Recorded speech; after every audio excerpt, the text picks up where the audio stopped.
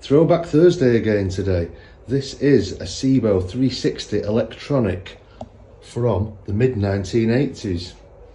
We can see this one says made in West Germany before the Berlin Wall came down, so that shows us it's pre-1989.